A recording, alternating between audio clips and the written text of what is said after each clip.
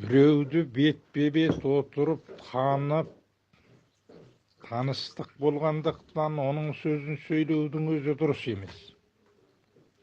Қазақ айтады, биік таудың басын көрді, түбіне барма дейді.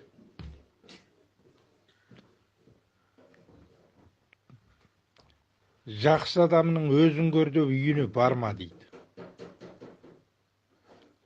Серікжанды таныма, оның істеп жатқан іс-әрекетін,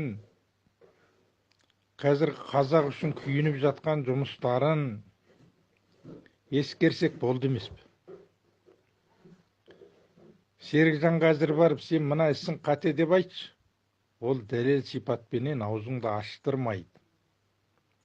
Ол сондай мықты жігіт екен. Жақсының жақсылығын айт, нұры тассын. Жаманның жамандығын айт, құты қашсын дейді қазақ. Серікжанның жақсылығын мен де Серікжанды танымаймын. Бірде-бір рет көргем жоқ.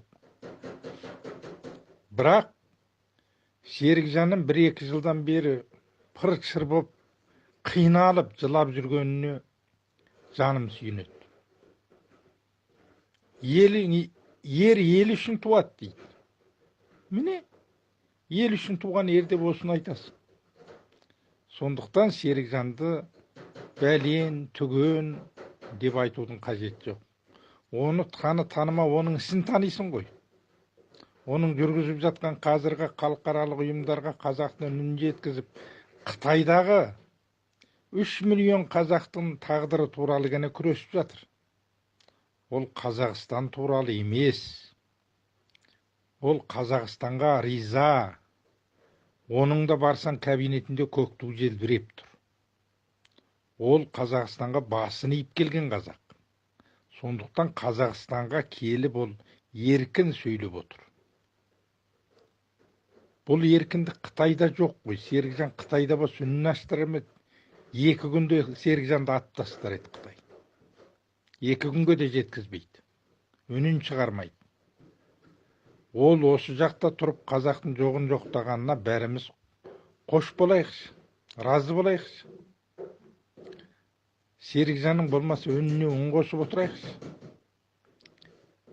Халықаралық ұйымдар біздің үнімізді естиді. Қазір интернет деген пәле бар мына. 5 минутта осы сөзіңді Қытайда тыңдап отыр. Қытай бейбіт елді білдіріп отыр ғой. Қытай экономикасы дамыды. Халқы бай болды. Бәрі шалқып өмір сүріп жатыр еді. Жалғыз күнде саясатын бұрдыдағы быт-шытын шығарды. Барлық қазақты қылмыскер қылып тастады. Ол неге қылмыскер болып отыр? Қазақстан үшін. Қазақ деп айтқан үшін. Қазақстанда кейбір әншілердің қолын алған үшін. Сайттарда Қазақстандағы туыстармен сөйлескендік үшін. Қазақстанды мақтағандық үшін. Тәуелсіз елім бар деп бір шауым шай ішкен үшін сотталып жатыр. Ал онда енді біз тәуелсіз елде еркін отырып, оны неге біз жоқтамаймыз? Енді неге біз Серікжанға қарсы тұрамыз? Жалпы қазақтың міндеті. Меснеймін, жер оралмансың деп бөлінуге болмайды. Менің 5 атамның басы Қазақстанда жатыр. 7 атама біреуін білмеймін енді. Біреу осы шекара маңайында деп айтады, қай жағында жатқанын білмеймін. Өз әкем Қытайда қалды. Сүйегі Қытайда жатыр. Ал қалған 5 атамның бәрі Қазақстанда. 7 атамды айтып беретін болсам, сол 7 атам. Сондықтан қазақ біз қарға тамырлас туыспыз. Бәріміз бауырмыз. Бір қазақтың бір жер ауырса, бәріміздің жанымыз шығып кетеді дау керек. Бір қазақ жыласа, бәріміз оның көз жасын сүртуіміз керек. Сонда ғана біз ел боламыз ғой. Осыны ойлайық, бауырлар. Мынау арамызда қазақтарды арадан аластаңдар. Арамыздаларды мына топқа кіргізбеңдер. Мынау жымсыма Қытайдан ақша жеп жүрген, Қытайдың қызыл ұяны санап жүрген, Қазақстанды сатып жүрген қазақтар бар арамызда, сақ болайық. Қазақстанның ұлттық қауіпсіздік комитеті нақты дәлелмен барып сендердің бастарыңды алады, бір күн ұстайды, жандарың шығып кетсе де. Кім болсаң о бол. Қазақ еліне тимеңдер. Қазақстан туралы жамандамаңдар. Нұрсұлтан Назарбайдың жүргізіп жатқан саясатына қарсы шығамын деп жүріп, бір күн бақайларың шағылады. Естеріңде болсын сендердің. Анау Қытай консулына барып жиналыс өткізіп, Қытай консулына барып, Қытайша қазақтың станда болып жатқан жағдайды жеткізіп жүргендерің ұят. Кім болсаң о бол. Сен Қазақстанға келдің ба, Қазақстан азаматтығын алдың ба, қазақсың. Енді 200-лікті тоқтатыңдар. Мен сендерге ашық айтамын. Серікжан сендердің әкелеріңді өлтірген жоқ. Ол Қытайдағы қазақтың ғана мұңын мұқтап, жоғын жоқтап жүр. Оны неге аяқтан çalасыңдар? Серікжанның сөзін сөйлеген адамдарға неге қарсы шығасыңдар? Серікжан біләс, ұлы тұлға, жандарың шығып кетсе де. Мынау 21 ғасырда пайда болған ерекше бір азамат көзге түсті. Оны қолдаймыз. Ол өйткені Қытайдың зұлымдығын ашты. Қытай экономикасының құлдырап, жоқ болуына, Қытайдың ыдырап кетуіне себепкер болды бірден бір. Білдіңдер ме? Анау Америкадағы Трампқа шейін Серікжанның үні жетті. Әзір ашық айтайын, Трамп та Серікжанды таниды. Сенің қайсыңды таниды? Екі әріптің басын қосып жаза алмайсыңдар, ақымақтар. Не істеп, не қойғандарыңды білмейсіңдер. Интернетке шығып алып, аузыңа не түссе, соны көкіп отырған. Ақымақ болма. Тарт тізгініңді. Тартпайды екесің, бет-бет шығ, аты жөніңді айт. Менімен күрескің келе ме?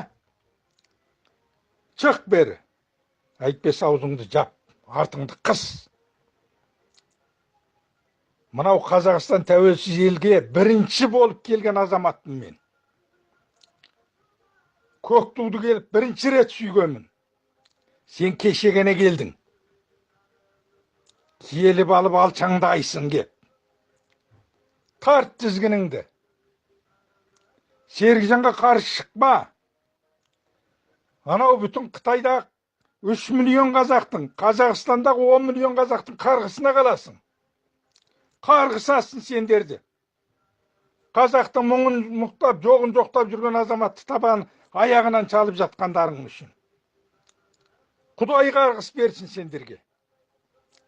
Алланың қарғысына жолығыңдар, ал қайтесің.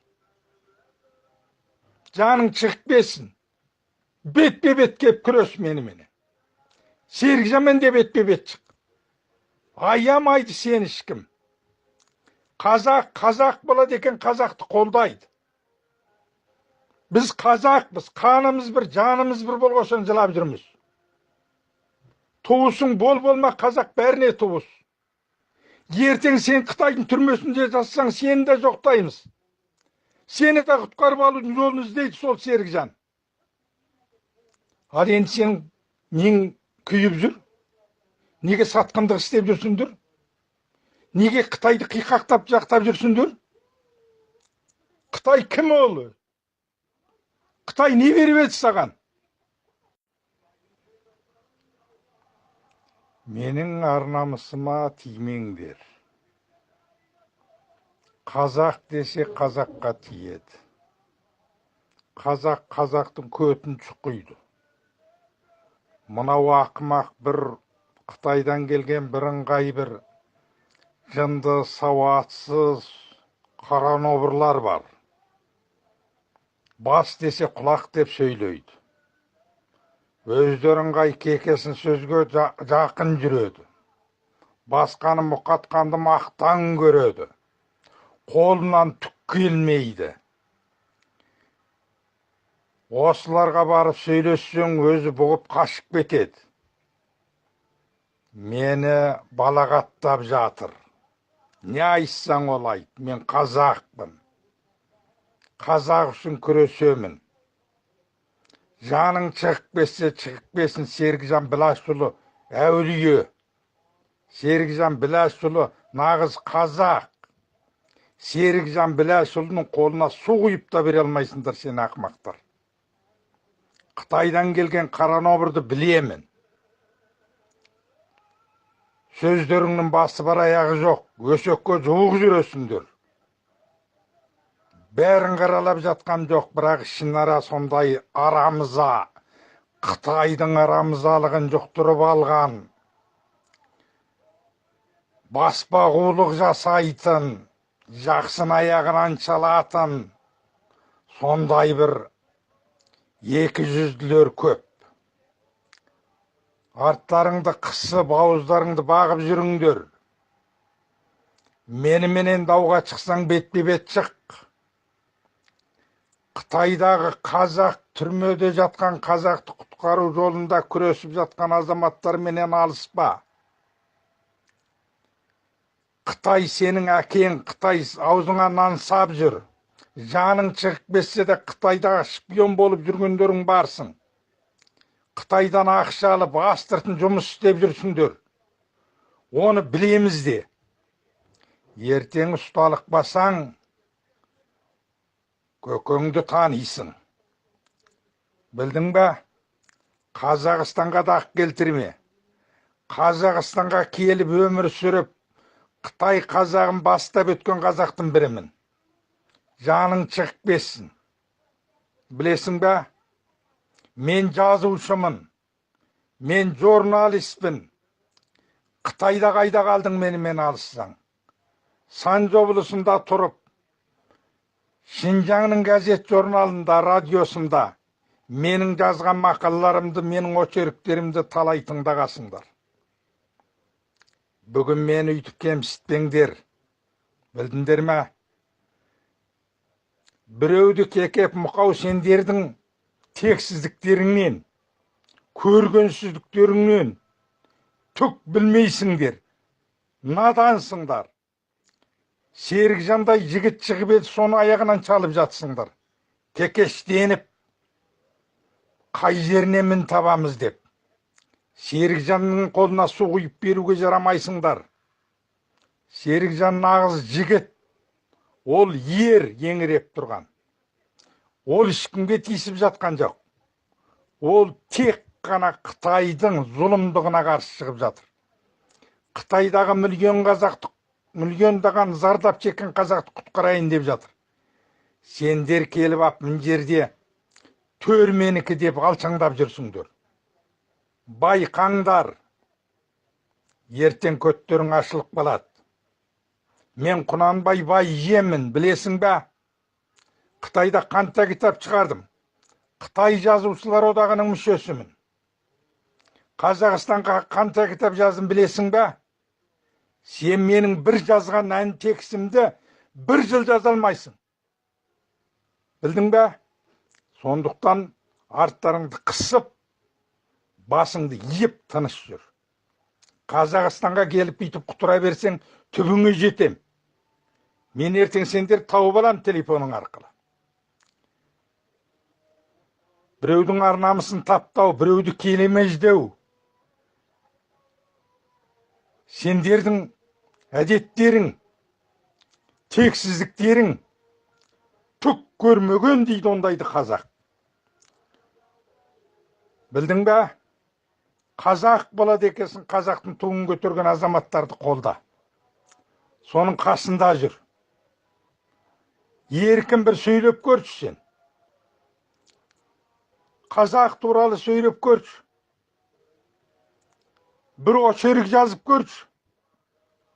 Бір ғылыми кітап жазып көрші. Қолыңнан дымда келмейді. Әшейін қылжаң етіп, анау анандай ма, мынау мынандай ма, қатын өсегін қай жынды. Серікжанды қолдаймын. Жаның шығып кетсе Серікжанмен біргемін. Серікжан Біләшұлы ұлы тұлға, нағыз азамат.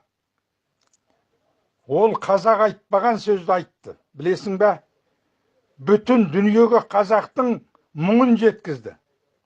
Ал сенің нең шығып отыр? Сен неменеге күңкілдеп отырсың мына жақта біреулерді келемez деп? Не бітірдің? Қатын өсекші. Басыңа жаулық салық қойып сендерді қатын қылу керек. Ақмақтар. Ер болсаң, ер жігітше шығып сөйле. Көрсет өзіңді. Білдің ба? Менің жазған шығармаларымды оқып көр. Менің бір жазғанымды сен 10 жыл жаза алмайсың, 10 жыл ойлансаң сен жазбайсың. Мен соны 5 минутта, 20 минутта, 30 минутта жазып тастаймын. Міне, дарынды табаныңа таптама. Ерді осындайда танисың. Білдің ба? Ессіңдер. Қатын өсекшісіңдер. Айтқан сөздеріңде тұрлау жоқ. Тауып айтпайсыңдар, қауып айтасыңдар ыңғай. Қазақты келемez деп жатсыңдар. Қазақты құтқарып жатқан адамды табанынан біз шаншып жатсыңдар. Жаның шығып кетсе Серікжанға барып бетпе-бет келе алмайсың. Құнанбай Байженге де бетпе-бет келе алмайсың. Келіп көр. Әкеңді танытамын. Білдің бе? Кім болсаң о боп кет. Ақымақ. Дүрәк дейді былай айтқан дұрыстар. Жындысыңдар. Жынды көбелекше шам түбіне топырлап келіп, өзің отқа түсіп жүрсің. Қазақ мұңайып, Қытайда қырылып жатса, сен бұл жақта біреуді мұқатып, өзіңше болып, өзіңді көрсеткің келеді. Кімсің сен? Қазақстанға кім бұрын келді, білесің бе? Кім бұрын көшіп келді? Қазақстан тәуелсіздік алып, күйреп, қиналып жатқанда Құнанбай Байжен келген. Шаңырағын бірге шанышқамыз, оғын бірге көтергеміз, тәуелсіз елмен бірге болғамыз. Сен кеше келіп ап, төр менікі деме. Байқа, төр сенікі емес. Оттамай, ауыздарыңды бағып, тыныш жүріңдер. Сөйле адамша сөйле. Сөйлемейсің ба? Артыңды қысып, тыныш жүр. Егерде осы сөздеріңді тағы да жалғастырып, біреуді келемездауды қоймайды екенсіңдер, мен сендерді сотқа берем. Ертең сотта және жеңіп аламын. Білдің бе? Ар намыс туралы көдекіс бар. Адамдардың арына тиіп, таптағандығың үшін қанша жыл алатыныңды білесің бе? Оны да білмейсің. Қазақстанның заңында білмейсің қылаяғы. Қылмыстық көдекістің қай көдекіс екенін білесің бе? Айтып берші. Сендердің істеп жүргендерің қылмыс. Адамзат тарихында болмаған алапат қиындыққа ұшырап жатқан 3 миллион қазақты мұңын мұқтап жүрген азаматтың артына түстіңдер. Қаншаға барар екенсіңдер көреміз сендерді. Ертең кім ер, кім ез екенін сонда көресің. Байқа, тіліңді тарт. Тіліңді тартпайды екенсің, мен аты жөніңді айтып бетпе-бет шық. Көтіңді ашамын мен.